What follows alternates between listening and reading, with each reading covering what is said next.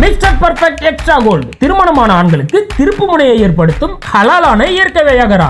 60,000க்கும் மேற்பட்ட திருப்திகரமான வாடிக்கையாளர்கள், 500க்கும் மேற்பட்ட வாடிக்கையாளர்களுக்கு குழந்தை வரமும் கிடைத்துள்ளது. வயதான பலகினமா, சுகர் பலகினமா, இனி கவலை வேண்டாம். உங்கள் இல்லறம் நல்லறமாக அமைய உடனே ஆர்டர் செய்யுங்கள். மேலும் விவரங்களுக்கு கீழுள்ள எண்ணை அணுகுங்கள்.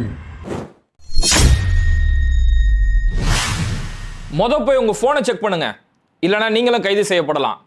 ஆதார் கார்டு வச்சிருக்கக்கூடிய ஒவ்வொருத்தருமே இதை செக் பண்ண வேண்டியது ரொம்பவே முக்கியம். அப்படிதான் இன்னைக்கு பல்லாவரத்தில் ஒரு சம்பவம் நடந்திருக்குது. சென்னை பல்லாவரத்தில் ஆட்டோ தொழில் செய்யக்கூடிய ஒரு நபர் சஃபியுல்லான்னு சொல்லக்கூடிய ஒருத்தர், ஒரு சாமானிய குடும்பத்தை சேர்ந்தவர். அவரை திடீர்னு போலீஸ் கைது செய்கிறாங்க. காரணம் என்னன்னு கேட்டால், அவருடைய ஃபோன்ல இருந்து விமான நிலையத்துக்கு ஒரு வெடிகுண்டு மிரட்டல் கொடுக்கப்பட்டிருக்கு. இந்த விமான நிலையத்தில் வெடிகுண்டு வச்சிருக்கிறோம் அப்படின்னு சொல்லி ஒரு மிரட்டல் வந்திருக்குது. அதனால அவரை போலீஸ் போய் அரெஸ்ட் பண்ணுறாங்க. அவரு எவ்வளோ சொல்றாரு, சார் நான் அப்படிலாம் எதுவுமே செய்யல சார், நான் சாதாரண ஆட்டோ ஓட்டுறேன் சார், ஆட்டோ ஓட்டி தொழில் செய்கிறேன், பிரியாணி கடைங்க இந்த மாதிரி கடைங்களுக்கு லோடு ஏற்றிட்டு போவேன், இதுதான் சார் என்னோட வேலை, இதில் நான் எதுவுமே செய்யல சார் அப்படின்னு சொல்லி எவ்வளோ கெஞ்சிறாரு. அவரோட குடும்பத்தார் எவ்வளோ சொல்றாங்க. ஆனால் போலீஸ் அவரை அரெஸ்ட் பண்ணிட்டாங்க. போய் செக் பண்ணி பார்த்ததுல இந்த நபர் சஃபியுல்லா அவருடைய ஆதார் கார்டை பயன்படுத்தி தான் அந்த சம்பந்தப்பட்ட செல்போன்ல மிரட்டல் கொடுக்கப்பட்டிருக்கு. அதுக்கப்புறம் இது போலீஸ் இன்னும் பெரிய அளவில் விசாரணை எல்லாம் நடத்தி அதுக்கடுத்து இன்னும் நல்ல தீர ஆராய்ஞ்சு பார்க்கும்போது இவருடைய பர்சனல் போன்ல இருந்து அந்த மிரட்டல் கொடுக்கப்படல. ஆனா இவருடைய ஆதார் கார்டை பயன்படுத்தி யாரோ ஒரு சிம் கார்டை வாங்கி அந்த சிம் கார்டுல இருந்து அந்த மிரட்டல் கொடுக்கப்பட்டிருக்குன்னு சொல்லி பல கட்ட விசாரணை நடந்ததுக்கு பிறகுதான் அந்த உண்மை தெரிஞ்சது. அதுக்கப்புறம் சரி, இவர் மேல எந்த ஒரு தப்பும் இல்ல, இவர் ஒரு சாமானிய மனிதன் தான் அப்படின்னு சொல்லி அவரை ரிலீஸ் பண்ணிடுறாங்க. அப்ப அன்னைக்கே ரிலீஸ் பண்ணிடுறாங்க. இப்போ இதுல என்னன்னா, நம்ம இந்த மாதிரி பல மிரட்டல்கள் பார்த்திருப்போம். ஸ்கூலுகள்ல வெடிகுண்டு வச்சிருக்குன்னு சொல்லி மிரட்டல் வரும். அது என்னன்னா, சில பசங்க அன்னைக்கு பரீட்சையில நாங்கள் சரியா படிக்கலான்னும் போது சில பசங்களை வேற ஏதாவது ஒரு ஃபோன்ல இருந்து மர்மமா அந்த மாதிரி ஃபோன் பண்றதை கேள்விப்பட்டிருப்போம். சில நேரங்களில் ரயில்வே ஸ்டேஷனுக்கு இது மாதிரியான வெடிகுண்டு மிரட்டல் வரும். பஸ் ஸ்டாண்டுக்கு சமீபத்தில் முருகன் சொல்லக்கூடிய ஒரு நபர் நல்லா ஃபுல் குடி போதையில் அப்படி ரோட்ல போகும்போது கீழே ஒரு செல்போன் கிடந்திருக்குது. அந்த செல்போனை எடுத்து கிடைச்சிருச்சுன்னு சொல்லி அவருக்கு யார் யார் மேலெல்லாம் கோபம் இருக்கோ எல்லாருக்கும் ஃபோன் பண்ணி கொலை மிரட்டல் கொடுத்தாரு. பயங்கரமா அசிங்கமா போட்டு திட்டினாரு. அதுக்கடுத்து ஒரு கட்டத்து மேலே அவருக்கு போலீஸ் மேலே என்ன கோபம் தெரியல, போலீஸ் ஸ்டேஷனுக்கு ஃபோன் பண்ணி இந்த மாதிரி கோயம்பேடு பஸ் ஸ்டாண்டில் பாம்பு வச்சிருக்கிறேன், இன்னும் கொஞ்ச நேரத்தில் வெடிச்சிடும் அப்படின்னு ஒரே பரபரப்பாகி போச்சு கோயம்பேடு பஸ் ஸ்டாண்டு. அதுக்கப்புறமா அங்கே போய் எல்லாம் பாதுகாப்பு ஏற்பாடுலாம் போலீஸ் பண்ணுறாங்க. அதுக்கடுத்து எந்த நம்பர்லேருந்து வந்ததுன்னு சொல்லி இவரை போலீஸ் தூக்கிட்டு போய் உள்ளே போய் நல்ல ஒரு மரியாதை கொடுத்துட்டு இருந்தாங்க. அதே மாதிரி சமீபத்தில் திருநெல்வேலி ரயில்வே ஸ்டேஷனில் அங்கேயுமே இந்த மாதிரி திருநெல்வேலி ஸ்டேஷனுக்கு பாம்பு வச்சிருக்குன்னு சொல்லி குடிபோதையில் ஒரு நபர் இந்த மாதிரியான மிரட்டல் கொடுத்துருந்தாரு. அதுக்கப்புறமா போய் அவரை போய் போலீஸும் கைது செஞ்சாங்க. திருநெல்வேலி ஸ்டேஷனே பெரிய அளவில் ஒரு பரபரப்பு ஏற்படுத்துச்சு. இவ்வளோ ஏன் முதலமைச்சர் வீட்டுக்கே இது மாதிரியான மிரட்டல் வந்திருக்குது. 2022 மே மாதம் நினைக்கிறேன், அந்தோனி ராஜ் அப்படின்னு சொல்லக்கூடிய ஒரு நபர் அவர் முதலமைச்சரோட வீட்டுக்கே ஃபோன் பண்ணி முதலமைச்சரோட வீட்டில் நான் பாம்பு வச்சிருக்கிறேன் அப்படின்னு சொல்லி ரொம்ப நெக்கலாக பேசினாப்புல. அதுக்கடுத்து பெரிய அளவு பாதுகாப்பு ஏற்பாடெல்லாம் பண்ணி அப்புறம் அவரையும் கைது செஞ்சாங்க.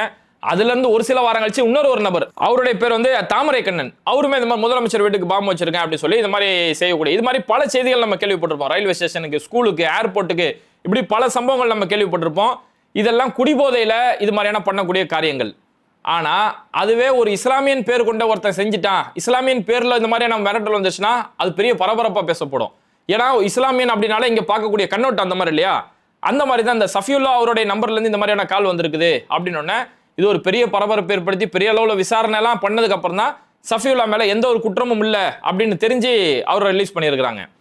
இப்போ மகாராஷ்டிராவில் நடந்த ஒரு சம்பவம், இப்போ போன வாரம் நடந்த ஒரு சம்பவம். மகாராஷ்டிராவில் ஜெகதீஷன் சொல்லக்கூடிய ஒரு நபர், இவர் என்ன செஞ்சிருக்காருன்னா, ஒரு 10 நாளைக்குள்ள, இந்த 13ஆம் தேதியிலிருந்து 26ஆம் தேதிக்குள்ள ஒரு 10 நாளைக்குள்ள மட்டுமே 300க்கும் மேற்பட்ட மிரட்டல் கொடுத்திருக்காரு. ஏர்போர்ட், ரயில்வே ஸ்டேஷனு, முதலமைச்சரோட வீடு, மகாராஷ்டிரா முதலமைச்சர் ஏக்நாத் ஷிண்டே, துணை முதலமைச்சர் தேவேந்திர ஃபட்னாவிஸ், எல்லாருக்குமே, பிரதமர் அலுவலகம் உட்பட எல்லாருக்குமே தொடர்ந்து மிரட்டல் கொடுத்திருந்தாரு.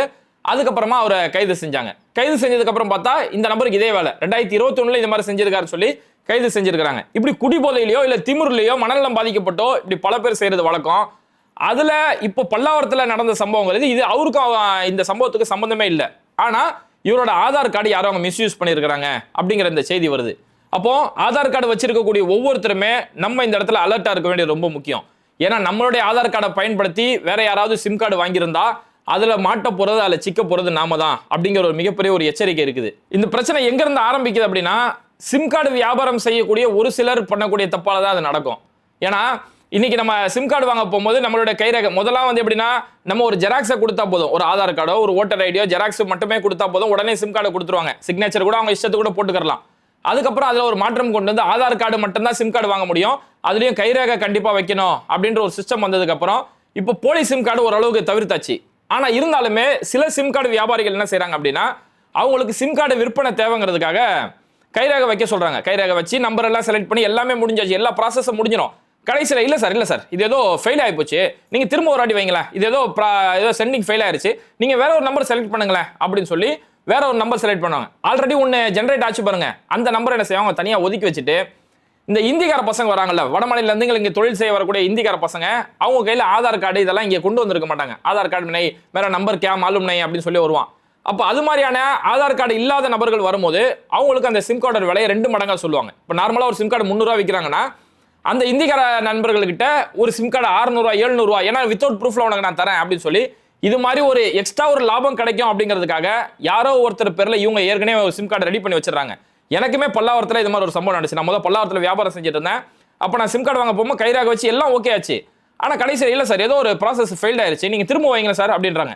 அதுக்கப்புறம் இங்கே காட்டு ஃபோனை காட்டு அப்படி சொல்லி நான் வாங்கி பார்த்ததுக்கப்புறம் உள்ள கரெக்டாக தான் இருக்குது. அப்புறம் அதால பிடிச்சி திட்டிட்டு வந்தேன். அப்போ இது மாதிரியான ஒரு சில வியாபாரிகள் செய்யக்கூடிய அவங்களோட லாபத்துக்காக செய்யறதால இதுல என்ன நடக்கும் அப்படின்னா, இப்போ அவர் அந்த சிம் கார்டை வச்சு வேற யாருக்கோ ஒரு கொடுத்தாருல, யாரோ ஒரு வட மாநிலத்துக்கு யாருக்கோ கொடுத்துட்டாரு, விற்பனை பண்ணிட்டாரு. அந்த சிம் கார்டை வச்சு அவங்க ஏதாவது ஒரு ஃபோர்ஜரி பண்ணியிருந்தாலோ இல்ல எங்கேயாவது அந்த சிம் கார்டை வச்சு அவங்க ஏதாவது லோன் வாங்கியிருந்தாலோ இது மாதிரியான பிரச்சனைகளை சந்திக்கிறது நாம தான். அப்போ இதுல எப்படி தவிர்த்துக்கிறது எப்படி அப்படின்றத பாக்குறதுக்காக தான் இந்த ஒரு விழிப்புணர்வு வீடியோ நம்ம ஏற்பாடு செஞ்சிருக்கிறோம். இதுக்கு நம்ம செய்ய வேண்டியது என்னன்னா ரொம்ப சிம்பிள் தான். இப்போ ஒன்றிய அரசு சார்பில் சொல்லப்பட்டிருக்கிறது என்னன்னா, ஒரு நபர் அவருடைய ஒரு ஆதார் மூலமா 9 சிம் கார்டுகள் பயன்படுத்தலாம் அப்படின்னு சொல்லி ஒரு ஆஃபர் கொடுத்துருக்காங்க. இப்போ நம்மளோட பர்சனல் ஆதார் கார்டுல இருந்து 9 நம்பர் வாங்கியிருக்கலாம். இது நம்ம மட்டும் தான் யூஸ் பண்றோமா, நம்மளுடைய ஆதார் கார்டை வச்சு நம்ம மட்டும் தான் யூஸ் பண்றோமா, இதை எப்படி செக் பண்றது அப்படின்னு பார்த்தோம்னா www.tafcop.portal அப்படின்னு சொல்லக்கூடிய ஒரு வெப்சைட். அந்த வெப்சைட்டோட லிங்க் நம்ம முதல் கமெண்ட்ல நம்ம பின் பண்ணி வச்சிருக்கிறோம். இந்த வெப்சைட் உள்ள நம்ம போனதுக்கு அப்புறமே அதுல லேசா ஸ்க்ரால் பண்ணோம்னா செலக்ட் யுவர் மொபைல் நம்பர்னு சொல்லி கேட்கும். அதுல நம்மளோட மொபைல் நம்பர் நம்ம 10 நம்பர் நம்ம போட்டதுக்கு அப்புறம் கீழே ஒரு கேப்சா கோட் இருக்கும். அந்த கேப்சாவை கரெக்டா நம்ம அங்க மென்ஷன் பண்ணுவோம். கேபிட்டல்ல இருந்தா கேபிட்டல்ல, ஸ்மால்ல இருந்தா ஸ்மால்ல, கரெக்டா அந்த கேப்சா கோடை நம்ம மென்ஷன் பண்ணதுக்கு அப்புறம் நம்மளோட மொபைல் நம்பருக்கு ஒரு ஓடிபி வரும். நம்மளோட மெயின் நம்பர் இருக்கு இல்லைங்களா, அந்த நம்பருக்கு ஒரு ஓடிபி வரும். அந்த ஓடிபியை நம்ம திரும்ப அதுல ஓடிபி இருக்கக்கூடிய இடத்துல நம்ம ஓகே பண்ணி கரெக்டா அந்த ஓடிபி மென்ஷன் பண்ணிட்டோம்னா நமக்கு ஒரு பேஜ் ஓபன் ஆகும்.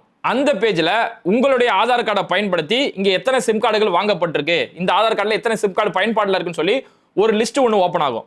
இந்த லிஸ்ட்ல நம்ம செக் பண்ணலாம். ஆமா இந்த நம்பர் நான் தான் யூஸ் பண்றேன், இந்த நம்பர் நான் தான் யூஸ் பண்றேன்னு சொல்லி நம்ம கரெக்டா செக் பண்ணிக்கலாம். அது எல்லாமே நம்ம யூஸ் பண்ற நம்பர் தான் இருக்கு அப்படின்னா நமக்கு பிரச்சனை, நம்ம கடந்து போயிடலாம். இல்ல இதுல நான் யூஸ் பண்ணாத நம்பர் இருக்கு, இந்த நம்பர் நான் யூஸ் பண்ணவே இல்லை ஆனா ஏன் ஆதார் கார்டுல யூஸ் பண்ணப்பட்டிருக்கு அப்படின்னு நம்ம நினைச்சாலோ, அல்லது இந்த நம்பர் நான் வாங்கின நம்பர் இன்னைக்கு இந்த நம்பர் எனக்கு தேவையில்லை அப்படின்னு நம்ம நினைச்சாலோ, நம்ம செய்ய வேண்டியது என்னன்னா, நம்ம எந்த நம்பர் வேணாம் அப்படின்னு நம்ம முடிவு எடுக்கிறோமோ அங்க சைட்ல ஒரு கிளிக் பட்டன் இருக்கும். அந்த இடத்துல அந்த நம்பரை கிளிக் பண்ணிட்டு நாட் மை நம்பர் அப்படின்னு சொல்லி அதுல ஒரே ஒரு கிளிக் பண்ணா போதும். இந்த ப்ராசஸ் கவர்மெண்டோட பார்வைக்கு போகும். அவங்க கவர்மெண்டோட பார்வையில் என்ன செய்வாங்கன்னா, இதை ஒரு 2 நாள் ப்ராசஸ் எடுத்துப்பாங்க. இந்த நம்பர் இந்த ஆதார் கார்டோட நம்பர் தானா, இவர் தானா இதுன்னு சொல்லி அவங்க ஒரு வாட்டி செக் பண்ணி பார்த்துட்டு 1 நாள் அல்லது 2 நாள்ல அந்த நம்பரை டீஆக்டிவ் பண்ணி விட்டுருவாங்க. நம்ம ஆதார் கார்டுக்கும் அந்த நம்பருக்கும் எந்த ஒரு சம்பந்தம் இல்லை அப்படின்ற ஒரு நிலைமை வந்துடும், நம்ம ஃப்ரீ ஆயிடலாம். இதை நம்ம செய்ய தவறணும் அப்படின்னா, ஒருவேளை நம்ம பேர்ல எங்கேயாவது ஆதார் கார்டு வாங்கப்பட்டிருந்தா அந்த ஆதார் கார்டை வச்சு எவனாவது ஒரு ஃபோர்ஜரியில் ஈடுபட்டிருந்தானா அங்க சிக்க போறது அவன்ல, சிக்க போற சம்பந்தமே இல்லாம சிக்கிறது நாம தான் இருக்கும். ஒண்ணுமில்ல, சமீபத்தில் ஒரு ஃபோன் கால் ஒன்று வந்தது. என் தம்பி அக்பருக்கு ஒரு ஃபோன் வருது. இந்தியில ஒரு பொம்பளை ஒன்று பேசுது. ஹலோ மே ஹன்சிகா பாத் கர்த்தே, ஐசா கர்த்தே, ஒய்சா கர்த்தே, ஓ ஃபைனான்ஸ் கம்பெனி மே பாத் கர்த்தே அப்படின்னா. ஆமா ஃபைனான்ஸ் கம்பெனியா, ஆமா அவங்க அப்பா எல்லாம் நல்லா இருக்காங்களாமா அப்படின்னு சொல்லி கேட்டுட்டு இருந்தோம்.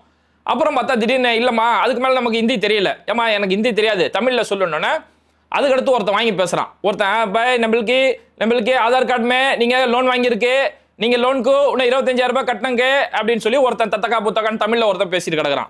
அதுக்கப்புறம் இல்லப்பா நாங்க அப்படிலாம் இந்த லோனை வாங்கலப்பா அப்படின்னு கரெக்ட் ஆதார் நம்பர் சொல்றான். என் தம்பியோட ஆதார் கார்டு நம்பர் அவன் சொல்றான். அப்புறம் நம்ம சொன்னதுக்கு அப்புறம் டே அப்படிலாம் இல்லடா எந்த லோனும் வாங்கலடா அப்படின்னு எவ்வளவு சொல்றேன் கேட்கல. அதுக்கப்புறமா ஒரு கட்டத்தில் மிரட்டுற மாதிரி அவர் பேச ஆரம்பிச்சாரு. அப்புறம் மன்சூர் என்ன பண்ண, அந்த போனை கொடு அப்படின்னு சொல்லி போனை வாங்கி அவன் இந்திக்காரனுக்கு அவனுக்கு புரியக்கூடிய மொழியில நல்லா அவனுக்கு செந்தமிழ் பைந்தமிழ் எல்லாமே கலந்து அவனுக்கு எந்த மொழியில சொன்னா புரியுமோ அந்த வகையில அவனோட ஆயாவில இருந்து எல்லாரையுமே இழுத்து ஒரு அழகா அவனுக்கு ஒரு விளக்கம் கொடுத்தான் மன்சூர். அந்த விளக்கம் கொடுத்தனா வச்சுக்கார் அப்படி சொல்லி போனை கட் பண்ணிட்டு ஓடிட்டான். இது மாதிரியான பல ஃபோர்ஜரிகள் நடக்கும். நம்மளுடைய ஆதார் கார்டை பயன்படுத்தி பல வகையான ஃபோர்ஜரிகள் இங்க நடந்துட்டு இருக்குது. அதனால நம்ம செய்ய வேண்டியது இந்த TAFCOP அப்படின்னு சொல்லக்கூடிய இந்த வெப்சைட்ல போய், இந்த கவர்மெண்ட் வெப்சைட்ல போய் நம்ம பேர்ல வேற ஏதாவது சிம் கார்டு வாங்கப்பட்டிருக்கா அப்படிங்கறத உடனே நம்ம செக் பண்ண வேண்டியது ரொம்ப முக்கியம்.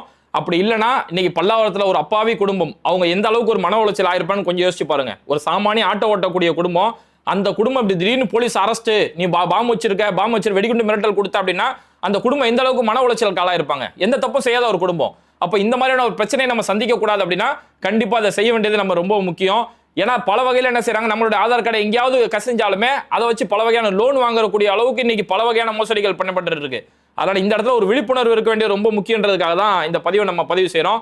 குறிப்பா இந்த பதிவை உங்களுடைய நண்பர்கள், உறவினர்கள் எல்லாருக்குமே ஷேர் பண்ணி எல்லாருக்கும் மத்தியில் ஒரு விழிப்புணர்வு ஏற்படுத்தணும் அப்படின்னு கேட்டுக்கிறோம். நம்ம பேட்டை டிவி சார்பில் நம்ம ஆல்ரெடி பேட்டை 007 அப்படின்னு சொல்லி ஒரு நிகழ்ச்சி நம்ம தொடர்ந்து செஞ்சுட்டு இருந்தோம். இது மாதிரி என்னென்ன ஸ்கேம்லாம் நடக்கும் அப்படின்னு சொல்லி இந்த ஸ்கேம் சம்பந்தமான விழிப்புணர்வு, இந்த ஸ்கேமை தவிர்க்கிறதுக்கு என்ன செய்யலாம்னு சொல்லி நம்ம முதல் ஒரு நிகழ்ச்சி தொடர்ந்து பண்ணிட்டு இருந்தோம். இப்போ சமீப காலமாக பண்ண முடியல. இன்னையிலேருந்து இந்த நிகழ்ச்சியில நம்ம இனி முடிஞ்சா வாரம் ஒரு நாள் இது மாதிரியான இந்த பேட்டை 007 சொல்லக்கூடிய எந்தெந்த வகையெல்லாம் ஸ்கேம் நடக்குது, அந்த ஸ்கேமை தவிர்த்துறது என்ன செய்யலாம் அப்படின்ற அந்த நிகழ்ச்சி இனி வாரம் ஒரு நாள் இறைவன் நாடினா கண்டிப்பா செய்வோம்.